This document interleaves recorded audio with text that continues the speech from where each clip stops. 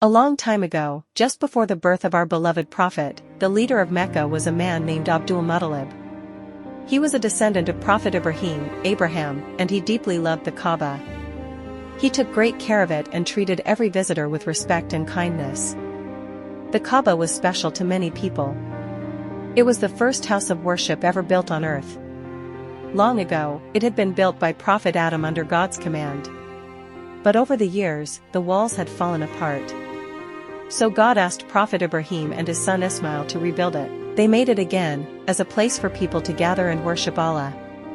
Even though the religion of Prophet Ibrahim had been forgotten by many, the Kaaba was still honored. People would travel from faraway lands just to see it. But not everyone liked this love people had for the Kaaba. In the land of Yemen, there lived a man named Abraha.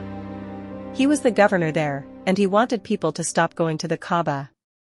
So he built a fancy church, full of golden decorations, and invited everyone to visit it instead. But no one came. Abraha was angry. He decided to destroy the Kaaba. He gathered a huge army with strong soldiers, and even elephants. The biggest and strongest elephant was named Mahmud. Abraha believed Mahmud could crush the Kaaba with just a few steps. As the army reached near Mecca, some of Abraha's soldiers stole many things from the people, including 200 camels that belonged to Abdul-Muttalib. Abraha then asked to meet the leader of Mecca. When Abdul-Muttalib arrived, Abraha said, "I only came to destroy the Kaaba. If your people don't fight me, no harm will come to them. Do you have any requests?" Abdul-Muttalib calmly replied, "Yes, your soldiers took my 200 camels. Please return them." Abraha laughed and mocked him. "I expected you to beg me not to destroy the Kaaba. But you only care about your camels. I thought you were a great leader, but I was wrong." Abdul-Muttalib responded firmly, "I am the owner of the camels, so I must protect them. But the Kaaba has its own owner, Allah, and he will protect it himself." Abraha became furious. He returned to his army and gave the command to march toward the Kaaba. But then something strange happened. Mahmud, the great elephant, sat down and refused to move. The soldiers tried everything, but Mahmud wouldn't budge. When they turned him toward Yemen, he would get up and walk.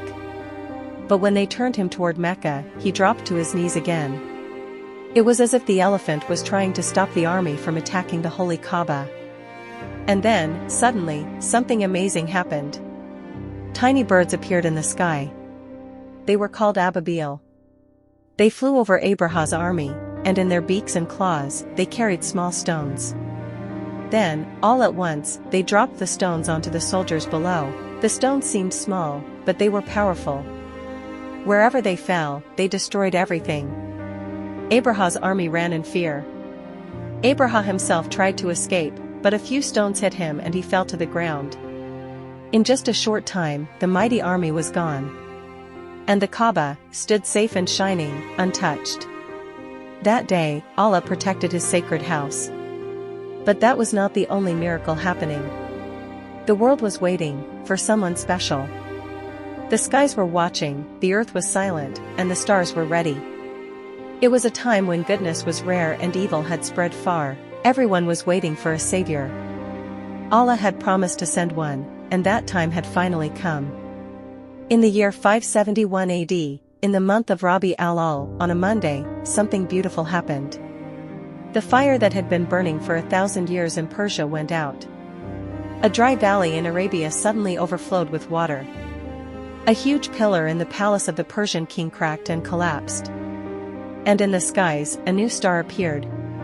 In Medina, a Jewish scholar shouted to his people, "O Jews! The star of Ahmad has risen. The prophet has been born tonight." They were shocked and sad, because he was not from their people. That night, the world changed. The one that all the prophets had promised, Moses, David, Jesus, all had spoken of his coming. And now, finally, he was here. Muhammad, the most beloved servant of Allah, the final and greatest prophet, the traveler the world had long waited for, had arrived. And the world smiled.